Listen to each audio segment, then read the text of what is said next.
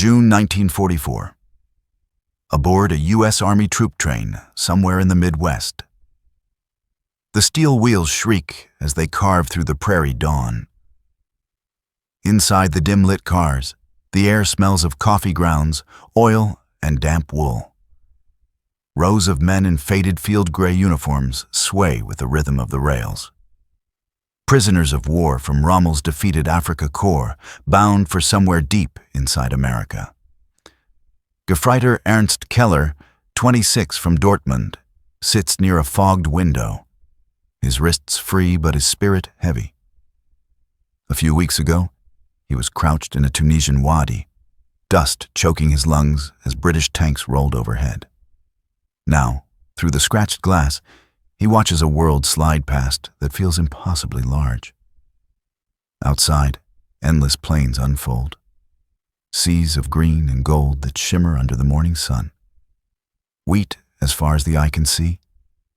Rows so straight they seem drawn by compass.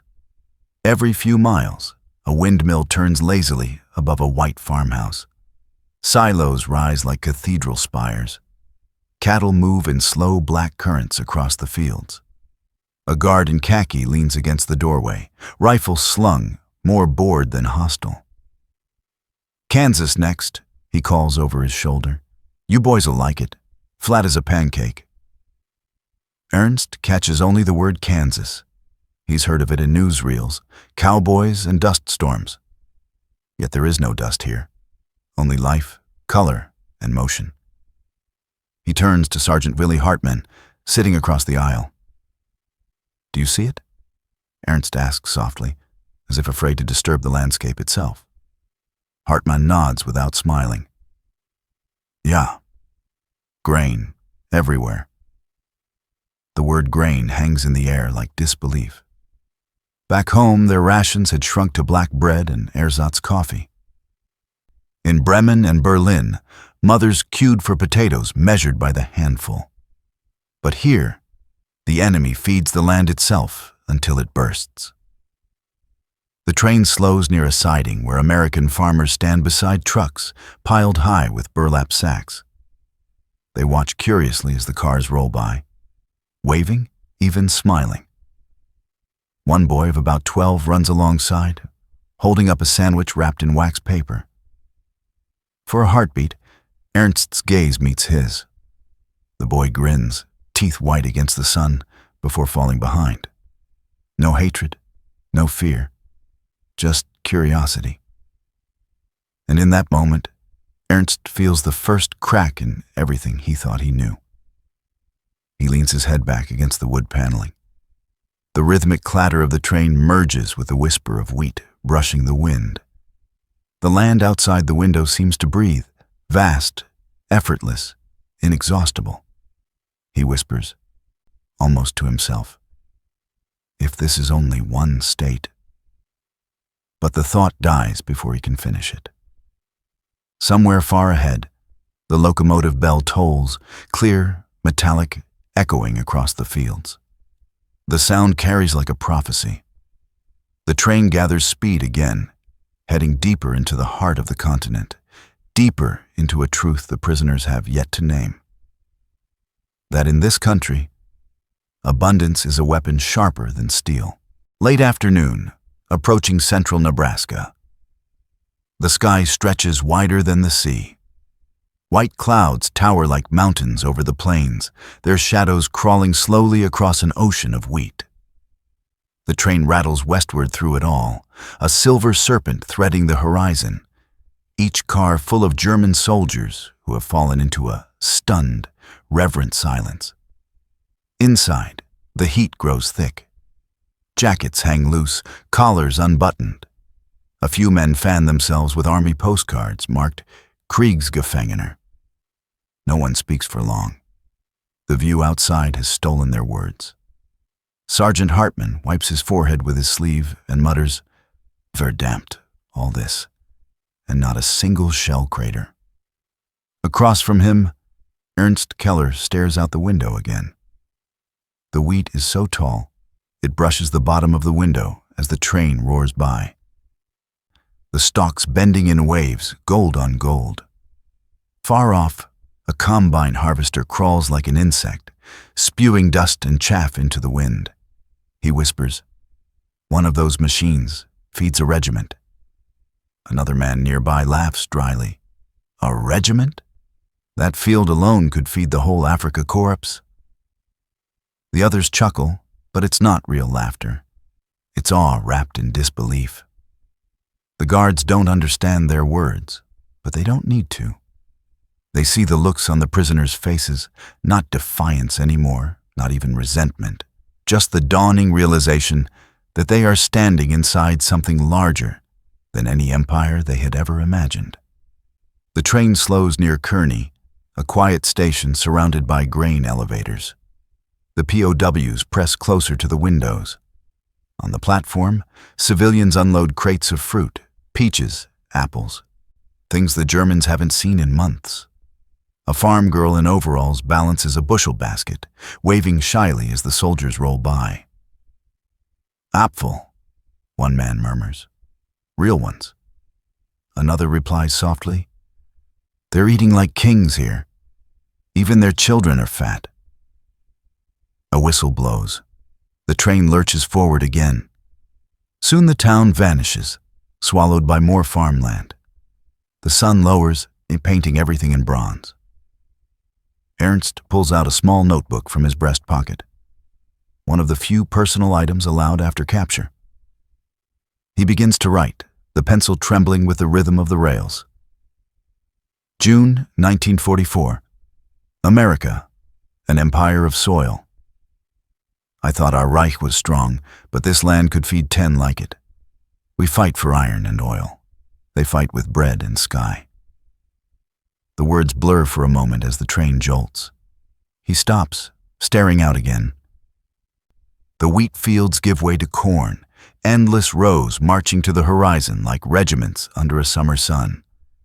The men begin to talk quietly, no longer about victory, but about home, about how their mothers still line up for rations, how the last winter froze half the potatoes in the cellars, how the Luftwaffe can't even fuel its training planes. One soldier from Bremen shakes his head. If they have this much just here, what about the rest of the country? California, Texas, they must drown in food. Hartman exhales through his nose, eyes still on the horizon. Then we were never going to win, not against this. Outside, a lone windmill turns slowly, catching the last light of the day. Cows graze near a fence line.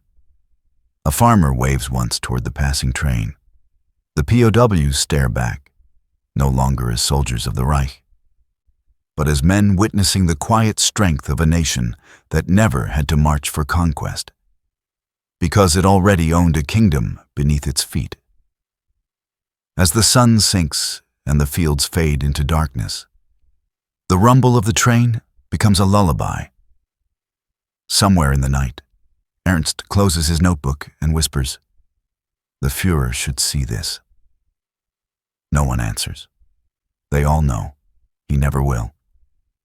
The locomotive wails into the dusk, and behind it trails the slow, dawning certainty that the war, though still raging an ocean away, has already been lost, not in battle, but here, in the silence of the American heartland.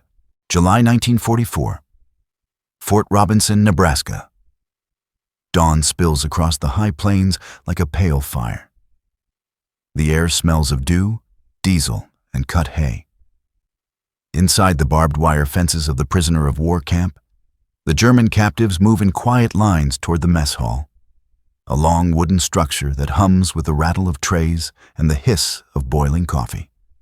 Gefreiter Ernst Keller carries his tin plate, eyes darting between the American cooks ladling food behind the counter.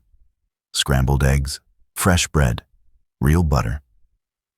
He hesitates a moment, then looks at the guard standing nearby, a farm boy no older than 19, his uniform clean, but his boots dusted with straw. The guard shrugs. "Eat up. You'll get more if you're still hungry." Ernst nods once, speechless. He sits at a rough pine table with Sergeant Hartman and 2 others. The first bite stops him cold. The eggs are warm, rich, soft. The bread smells like wheat and sunlight. For a second, he almost laughs. The breakfast of his enemies tastes like home used to, before the ration cards, before the hunger. Outside the open windows, the camp's labor trucks start their engines. The POWs assigned to farm work climb aboard under the rising sun. A U.S. officer, clipboard in hand, calls out names. Keller, Hartman, you two are with the grain crew. Let's move. Minutes later, the convoy rumbles down a dirt road bordered by towering cornfields. Each stalk stands taller than a man. The earth is black and rich beneath the wheels, not the thin, tired soil of Saxony or the frozen mud of Russia. The sheer abundance seems unreal. At a crossroads, the truck slows. To the left, a horizon of wheat rolls like liquid gold. To the right, cornfields ripple in perfect rows, stretching farther than sight. Windmill blades turn lazily overhead, catching the blue morning light. Hartman leans close, muttering under his breath. There's no end to it, Ernst. It just keeps going. The truck stops beside a barn painted red as blood. The farmer, a tall man in suspenders and a sweat-stained hat, greets them with a nod. Name's Tom. You work, you eat. Simple as that. He hands them pitchforks and gestures toward a mound of grain higher than a tank turret. That's just last week's harvest. The Germans freeze, staring at it, literal tons of wheat piled beneath the open sky. Keller touches a kernel that's fallen into the dirt, rubbing it between his fingers. It gleams gold, even in the dust. So much, he whispers in disbelief. And they leave it out here. Tom laughs softly, misunderstanding the awe as confusion. Don't worry, son. We got plenty more where that came from. By noon, the heat is merciless. Sweat soaks their uniforms, but the Americans working beside them never seem to tire. One of them, a teenager with freckles, tosses Keller a canteen. Water's cold. Help yourself. Keller drinks deeply, the coolness cutting through the prairie air. He looks around at the endless machinery, the silos, the steady rhythm of harvest. And something inside him breaks quietly. Later, when they rest in the shade, Hartman speaks what they all feel, but have not yet dared to say. We were told America was weak, soft, a land of merchants, not soldiers. Keller nods slowly, his gaze fixed on the vast horizon. They can fight a war and still feed the world, he says. We can't even feed ourselves. That night in the barracks, the POWs lie awake under the whisper of ceiling fans. Outside, the prairie wind hums through the wire like a lullaby. In the dark, one man murmurs, "If they have food like this in every state, how could we ever hope to win?" No one answers. The silence itself is the reply, heavy, undeniable, final. Somewhere beyond the camp, freight trains groan across the plains, carrying more grain eastward, toward factories, toward ships, toward victory. And for the men who once marched beneath the swastika, it is here, in the quiet of the American heartland, that the truth of the war becomes clear. Germany's dream of conquest has already been buried. Not by bombs or bullets, but beneath fields of wheat. August 1944. Camp Concordia, Kansas. The sun hangs low over the plains, painting the wooden barracks in long, honey-colored shadows. Inside, the scent of pencil shavings and dust fills the room. Rows of German prisoners sit at narrow tables, writing beneath the hum of fluorescent lamps. Each man bends over a single sheet of thin, government-issued stationery marked, "Examined by U.S. Censor." Gefreiter Ernst Keller pauses, staring at the blank page. He's already rewritten his opening line 3 times. Words fail him, not because he doesn't know what to say, but because he doesn't know how to make his mother in Dortmund believe it. He glances at Sergeant Hartmann, sitting across from him. Hartmann writes with quick, deliberate strokes, his jaw tight. "What do you tell them?" Keller asks quietly. Hartmann doesn't look up. That we are alive, that the food is good, that America is different. Outside, through the open windows, they can hear the distant thrum of tractors. The POWs who work on nearby farms return late, laughing softly, boots caked with soil. They trade cigarettes with guards, share coffee with farmers' wives, sometimes even toss baseballs with local boys who wander near the fence. The war feels far away here, impossibly far. Keller finally begins to write. "Liebe Mutter, today I saw a field so wide, I thought it was the sea. There was no edge to it, only gold and wind. The farmer said it was just one of many. They plant wheat, corn, soy, and something called alfalfa. I don't know what that is, but it smells sweet." He hesitates, then continues. "You told me once that we would win because we are stronger, more disciplined. But here, even the land is disciplined. Every furrow, every field, perfect. And they have machines for everything. Things I've never seen before. They don't fight for food. They grow it." The guard walks slowly between the tables, glancing over shoulders but saying nothing. The prisoners write in German, but he can read their faces. The stillness. The distant eyes of men who have glimpsed something they cannot unsee. At the next table, a former Luftwaffe mechanic named Otto Reiner chuckles softly as he finishes his letter. "I told my wife," he says, "if America ever runs out of bullets, they could just drown us in corn." The others laugh, not bitterly, but with that strange, resigned humor of men who finally understand the shape of their own defeat. When the bell rings for curfew, Keller folds his letter carefully, sealing it with a small adhesive flap. He places it in the outbox by the door.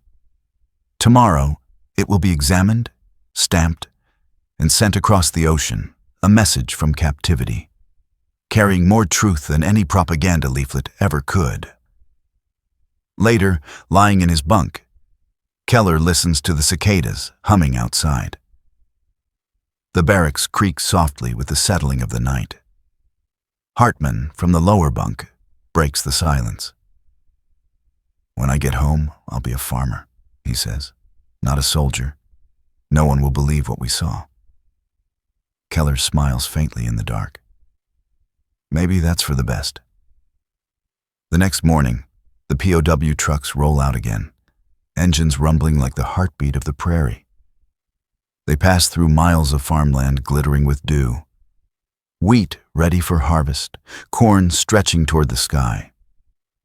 American children wave from tractor seats, their laughter lost in the wind. Keller watches through the open slats of the truck. He realizes then that these fields are more than food. They are power. The quiet kind, the kind that doesn't march or salute, but endures. And somewhere deep inside, he feels it settle.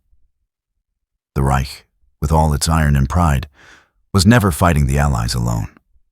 It was fighting this, a land too vast to conquer, too fertile to starve, too full to fear. The truth, once seen, can't be undone. And for the men who crossed an ocean as prisoners, that truth will follow them home long after the war ends. A memory of wheat and wind, and the day they understood what real strength looked like.